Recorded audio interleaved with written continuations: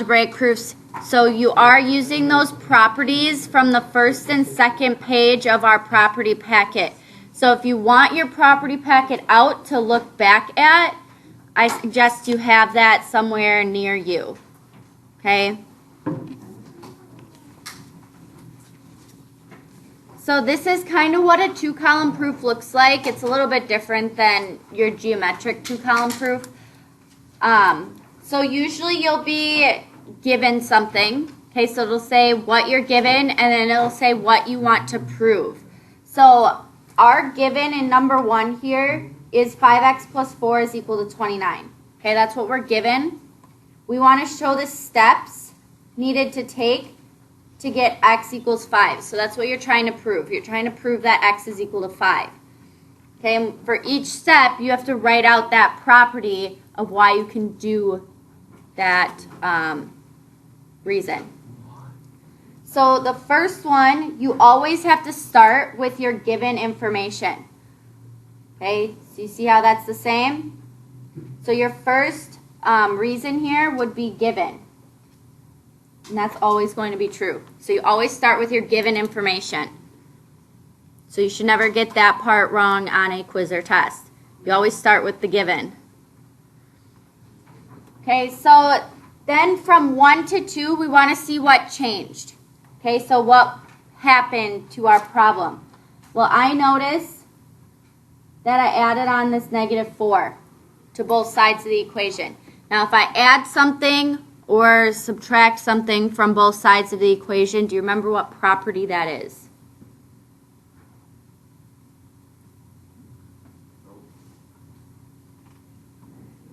So, yes, it's the subtraction property of equality. So since I added -4, I can call this either the addition or subtraction property. Okay, so you can do the addition or subtraction. Okay, property, I'm just going to abbreviate, of equality. Okay, so either or. So if you wrote addition, that's fine because you are adding on a -4. If you wrote subtraction property of equality, that's fine too because you're subtracting a 4. All right, then changing from step 2 to step 3. Okay, we want to see what changed. Well, this 4 plus this -4 turned into a 0. Okay, so if I have a number and I'm adding on its opposite. Okay, I have a number adding on its opposite to result in a 0. Okay, so some of you don't have your property packet. I suggest you have that out somewhere. If I have a number adding on its opposite to result in a 0, that's on your second page of your property packet, is the property of opposites. Okay, you're adding on the opposite to result in a 0. So property of opposites.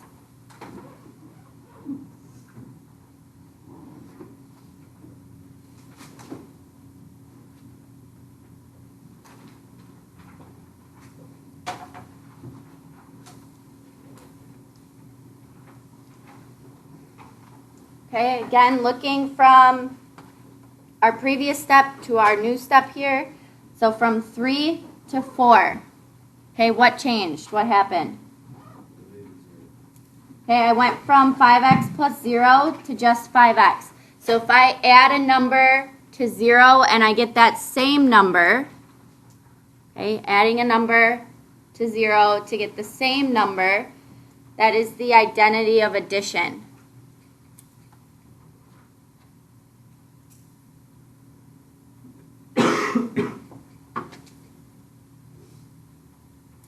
Okay, that's the identity of addition. A number added to 0 is that number. Okay, changing from 4 to 5. Okay, I had 29 plus a -4. Now I have 25.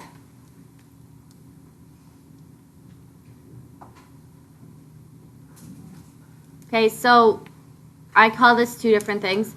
So you can either call this the definition of subtraction. Okay, that's in your property packet.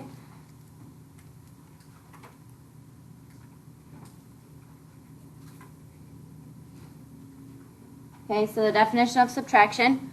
Or you could just call it a subtraction fact. Okay, it's a fact. You're just subtracting those two numbers, or you're adding on that opposite.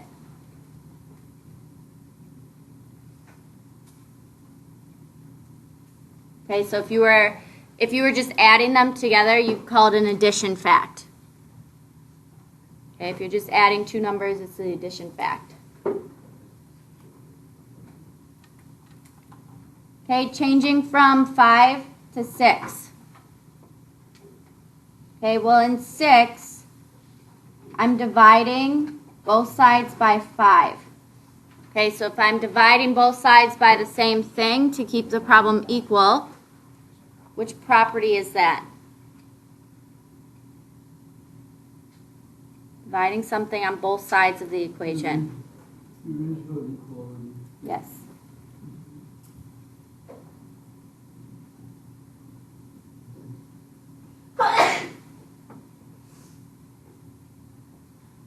Is the division property of equality.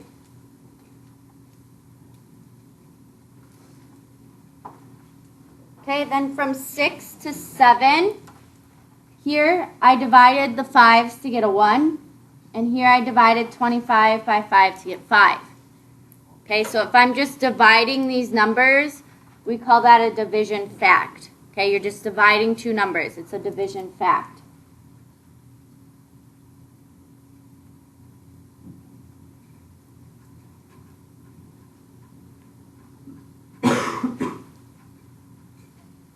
Okay, last one from 7 to 8.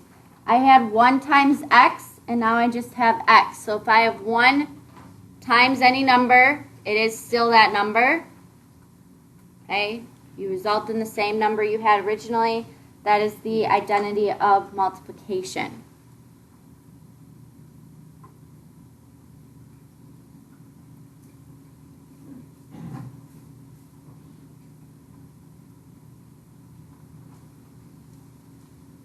Okay, it's the identity of multiplication.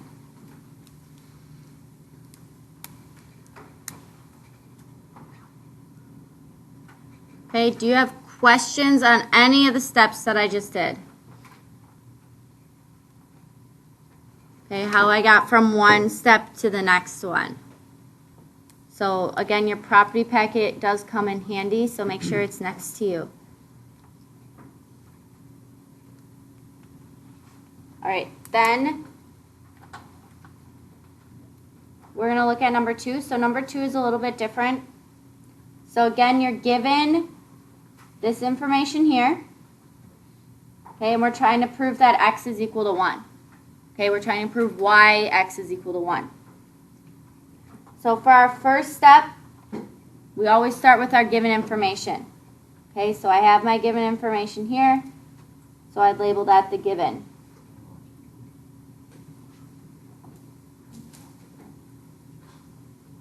Okay, so from step 1 to step 2, we want to see what changed.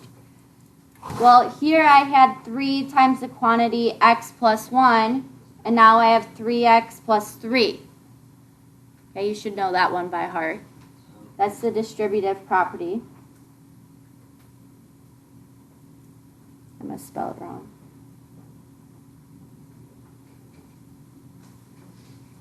Okay, and you can just write prop for property. You don't have to fully write it out. Okay, so we have the distributive property. Okay, again, looking from 2 to 3. Okay, we have 7x plus 3x to get 10x. Now, whenever you add variables together like this, okay, that's also called the distributive property. It's not an addition fact. Okay, so what it's actually doing is taking that x, factoring it out, and then adding 7 and 3, and then bringing the x back in. Okay, so that's why it's the distributive property, not just an addition fact. So adding variables is distributive. So yes, you can have the same thing twice in a row. And that does happen a lot in geometric proofs as well.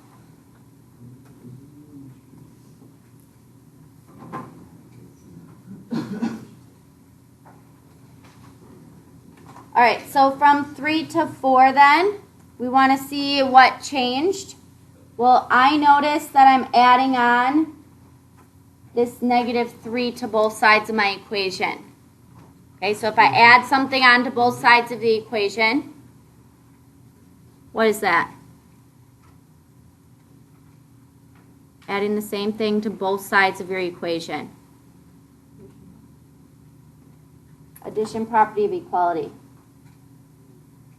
And again, since it is a negative, if you do call it subtraction, that's fine. I won't mark it wrong.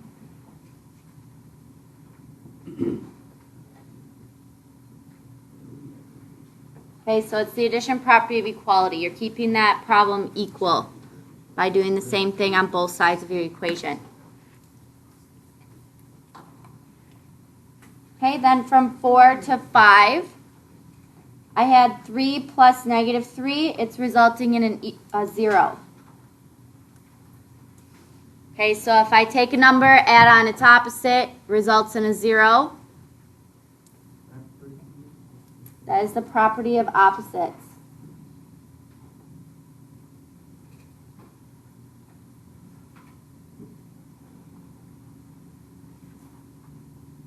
It is the property of opposites. Okay, so from 5 to 6 then, I have 10x plus 0. Okay, 10x plus 0 to just get 10x. So if I have any number, I add on 0, it results in that same number. That is the identity of addition.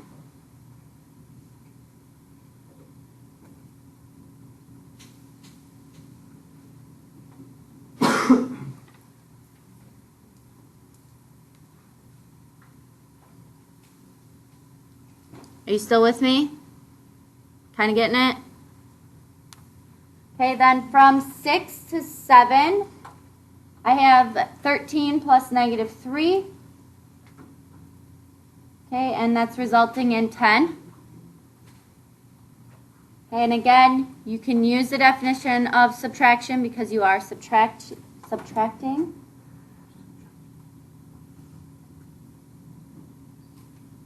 Or you can just say it's a subtraction fact.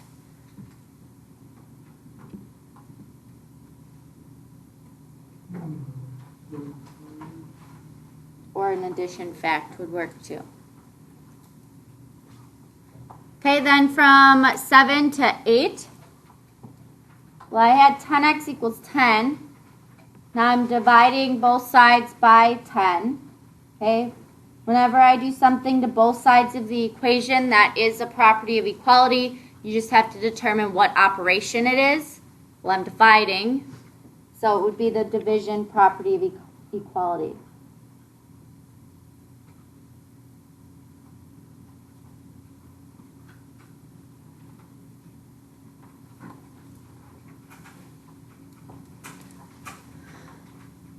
Okay, then from 8 to 9, I had 10 divided by 10 to get 1, and 10 divided by 10 to get 1. Okay, if I'm just dividing my numbers, it's just a fact, so I would call it a division fact.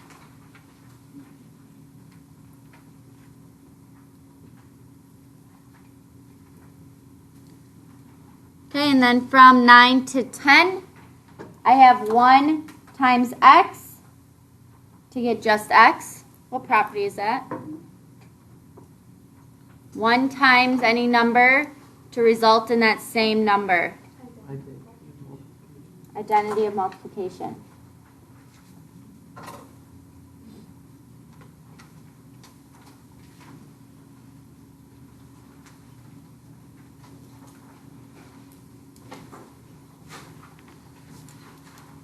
Okay, questions on any of my reasonings? Okay, any of my properties that I wrote down? Okay, why I wrote it down in that spot?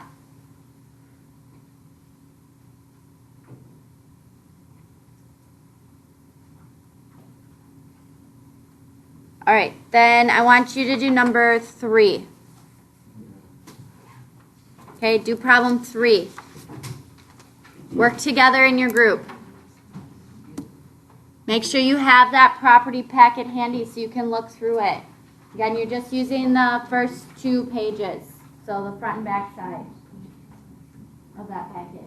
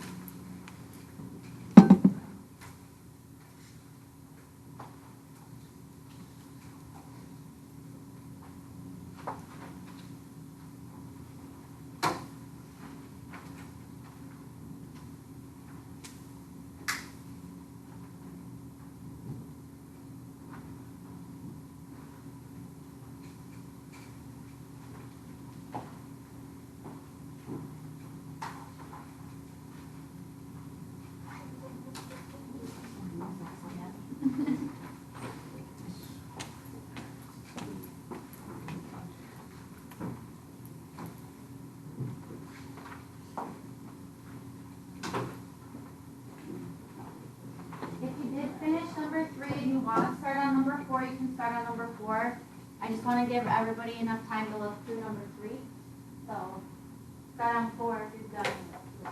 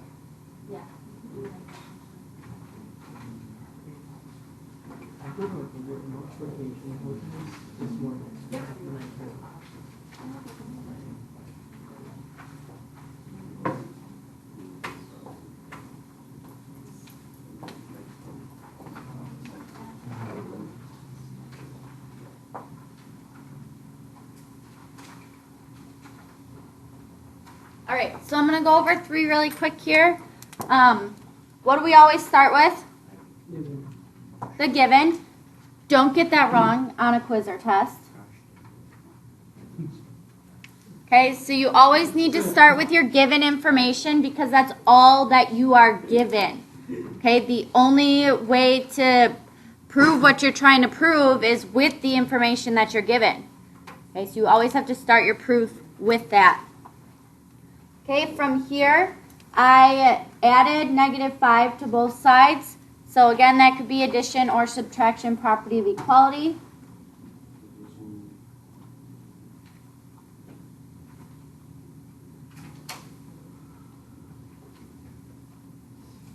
Again, when you're doing something to both sides of that equal sign, it's always a property of equality.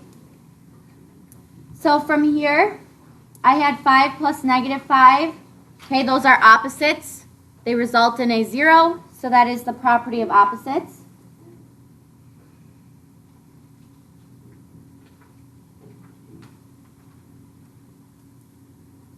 Okay, from 3 to 4, I have 3x plus 0, so any number plus 0 is itself. That is an identity. Okay, it's the identity of addition.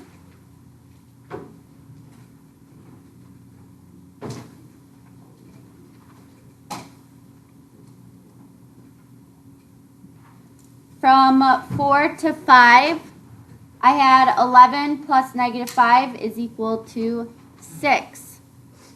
Okay, so that is either the definition of subtraction or a subtraction fact or an addition fact.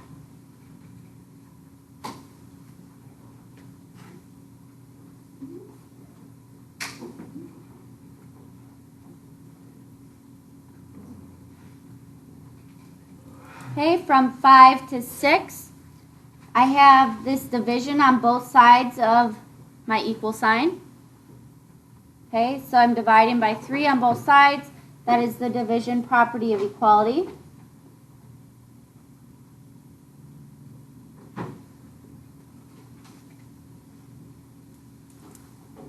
Okay, for 7, I had 3 divided by 3 to get 1, and 6 divided by 3 to get 2. That is a division fact.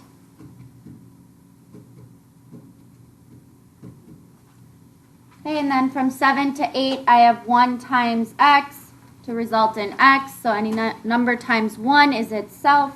That is the identity of multiplication.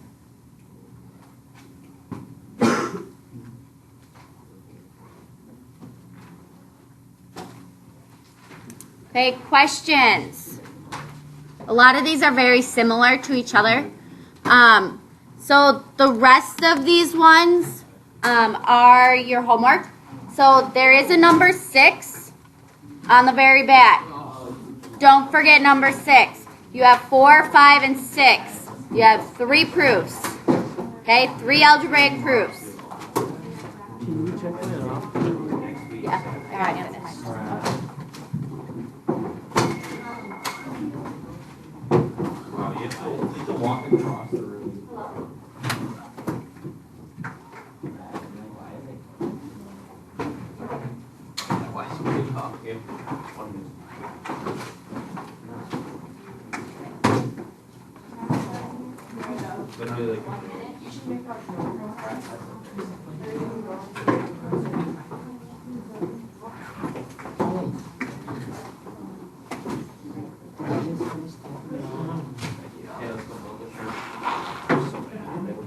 I forgot to write the freaking given. I forgot to write the given at the top. So everything was wrong. All of it.